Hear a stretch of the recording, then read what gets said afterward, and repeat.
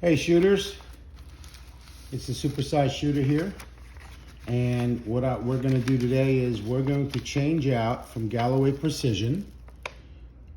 We're going to change out the reduced power spring kit for my Taurus 856 revolver right here.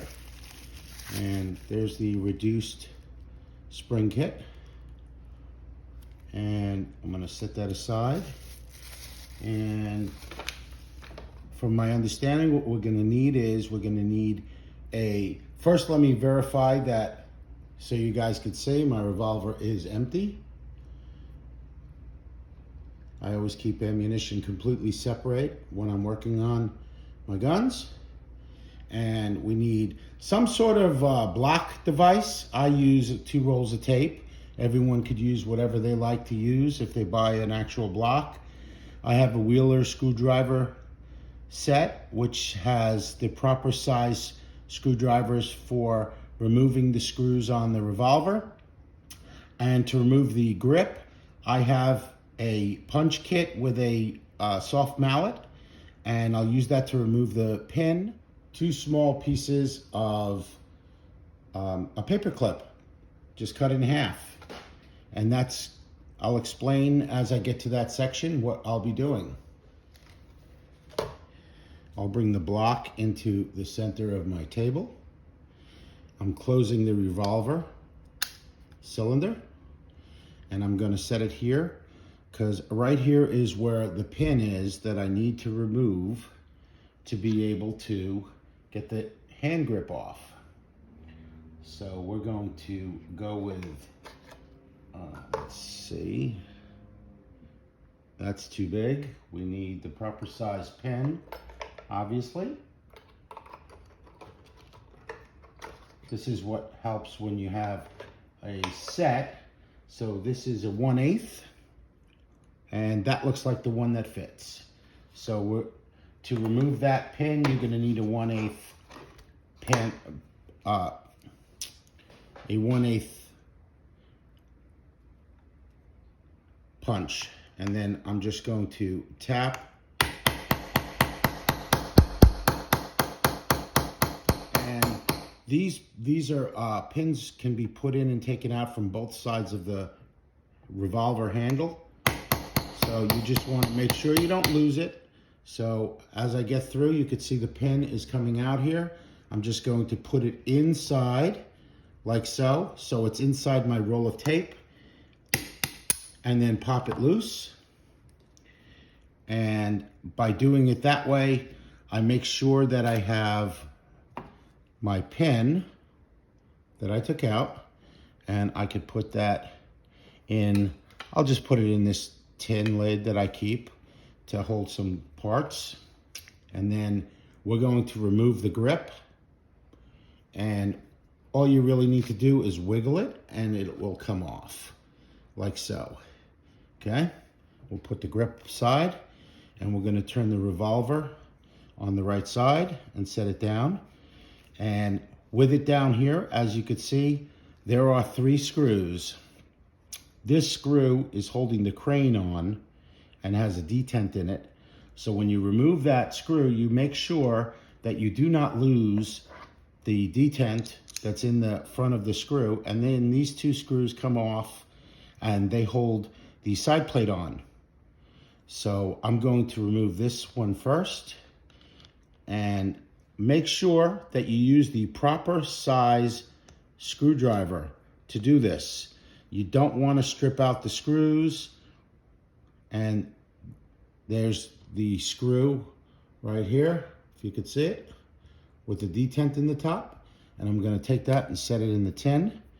And having something separated like this is a really great idea, so that you have all your small parts in one location. And then I'm going to remove the other 2 screws. And from what I read, both of these 2 screws are exactly the same size. And you could use this on both of these other screws. It'll work just fine.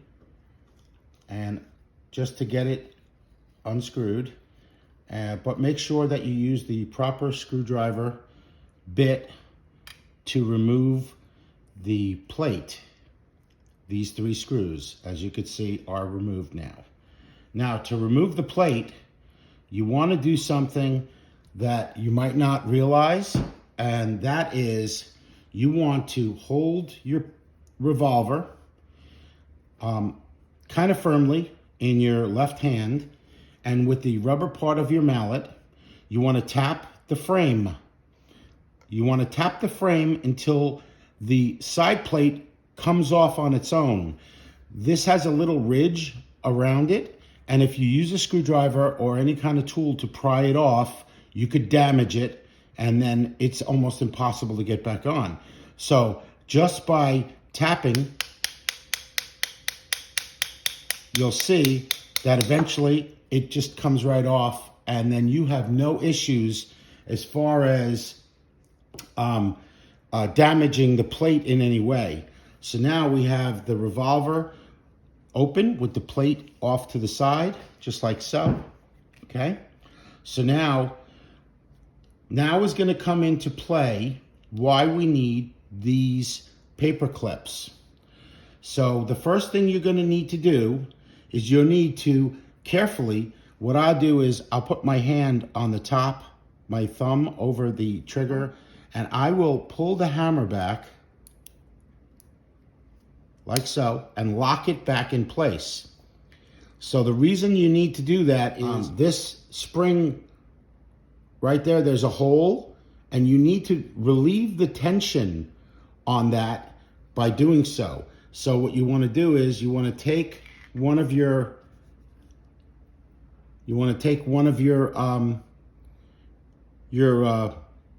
paper clips and put it in just like so, okay? And then once you have the paper clip in there, then you want to release the trigger. So I'm going to carefully do that. I'm holding the hammer back and the trigger, releasing it. And then as I release it forward, it automatically would take the tension off, and there is the hammer spring removed, okay? Now we also want to do the same thing with the trigger to remove the trigger spring. So we're going to do the same thing.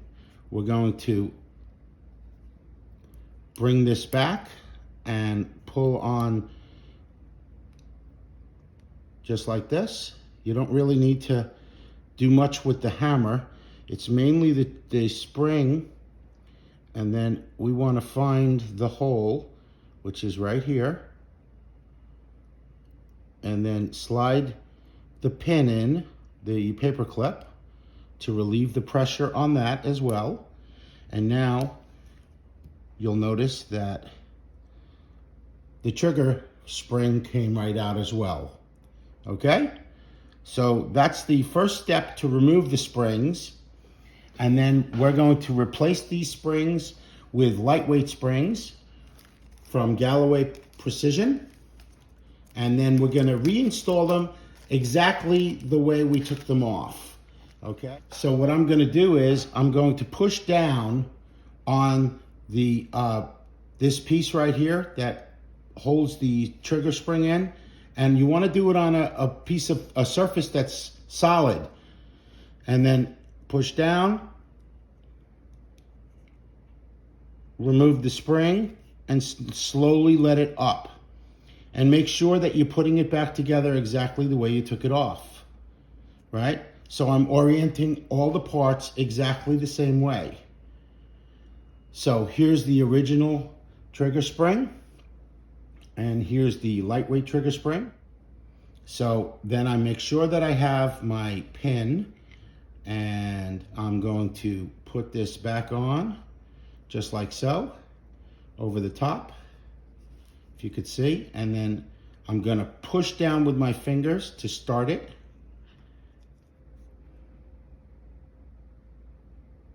Okay, so there you go. So now I have the paper clip back installed, and this is going to be ready to go back in.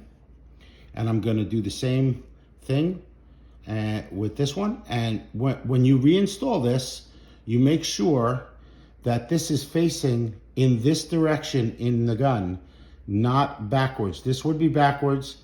This is correct right here, with the little ball end facing forward with this little piece like that. So I'm going to push down, remove the spring, and remember again, orient everything and hold it nice and sturdy so that you don't lose it. And then I'm gonna put the new spring on. I'm gonna put the plate back over, like so. So it goes in like this.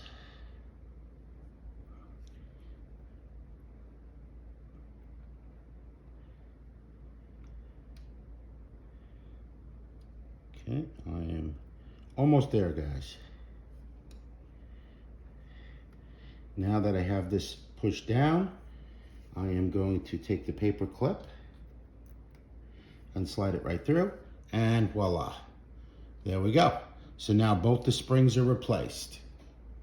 So now the next step is to reinstall them into the pistol, into the revolver. So now we're going to install the trigger spring assembly back in. We're going to press the trigger back. We're going to lock in the assembly and slide that right back in where it goes, like so. And that will sit in here like this. And then by pushing the trigger back, we're depressing the spring. We remove the paper clip and let go. And now we have the spring assembly installed. And of course, we're going to double check to make sure we do all this right. Okay, now this is going in like this, like so. So I'm going to push down on this paper clip and pull it through so it's just about to the end, like so. Okay, we're going to slide this in, and when we do, we want to make sure that this plate is set inside perfect first, okay? And then we're going to bring the hammer back to set it in to where it needs to go in place, like so. And by doing this, we're going to cock, remember, always put your thumb over it, cock this back, and then what that's going to do is that's going to release this pressure on the spring, remove the second, and then we're going to release the trigger. And then now we have both of the springs installed. So what I'm going to do is I'm going to take the plate, the side plate, and I'm going to set it on like so. And with the side plate, there is a little notch, if you could see right here. And you want to make sure that you get that notch in first. That's why you don't want to pry this. And then you can slide it into place. And then what I'll do is I'll take it over onto my bench like this. Make sure it's semi-flat. And then I'll just tap with the rubber part. And just tap the side plate back in, like so. And now, when I cock it back, I should be able to, locks in place.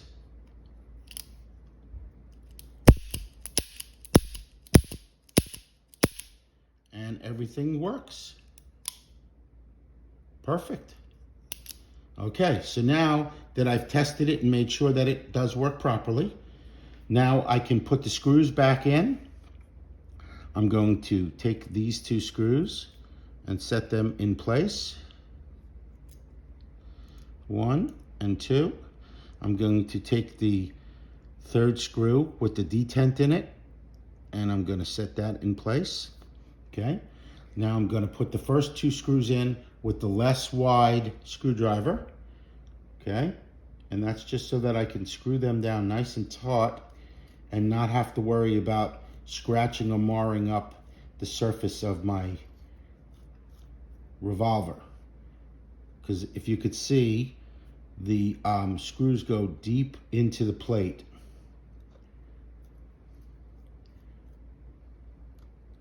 Going to move the screwdriver into the center. Okay, and I'm just going to hand tighten them for now. And now, what you have to remember about this 3rd screw, which is right here, is this is going to determine, this attaches the crane and the cylinder to the gun. So what I like to do is I like to tighten it up hand tight and then loosen it 1/4 of a turn. The reason I do that is because I want to make sure that my crane is coming out, and my inside the crane is a plunger and a spring that operates the cylinder lock. And you want to make sure that the cylinder lock is locking in place, but not so tight that you can't open the cylinder with the crane. So this is perfect, okay? And it's locking in, no problems. Locked in, no problems. Okay? Now, I'm going to take the handle, the grip, I'm going to slide that back on, and as you see, it covers the 2 screw holes, so those are not visible anymore, right? Now, what I'm going to do is I'm just going to take my revolver, set it down right here. I'm going to take the pin, and I'm going to just start the pin. And like I said, this pin is like, it doesn't have a specific taper to it, so you can use it on either side if you need. And you know, just use a couple of rolls of tape if I need to, just to make sure it's flat. And then of course, I'm going to use the brass part for the tapping. And if for any reason you're tapping it in and it's not going in straight or it's not moving, check the grip to make sure it's on properly. So then I'll tap to just above where I feel that it's sticking out, and then I will use a pin punch, and I will tap the pin punch in until it's past flush, and I'll check it on both sides. It still needs to go a little bit more to be even on both sides. So I'll tap it a couple more times. Perfect, it looks great on both sides. Revolver, the cylinder is spinning beautifully.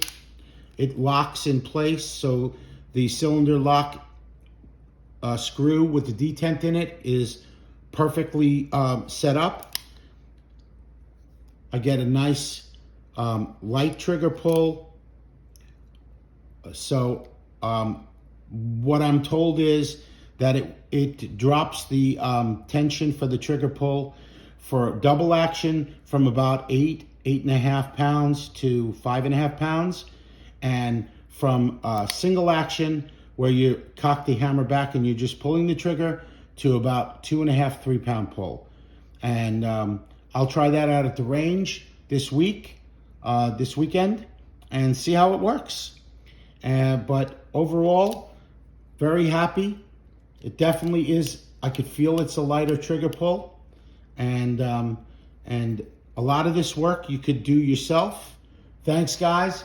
Have a wonderful day, and keep on shooting.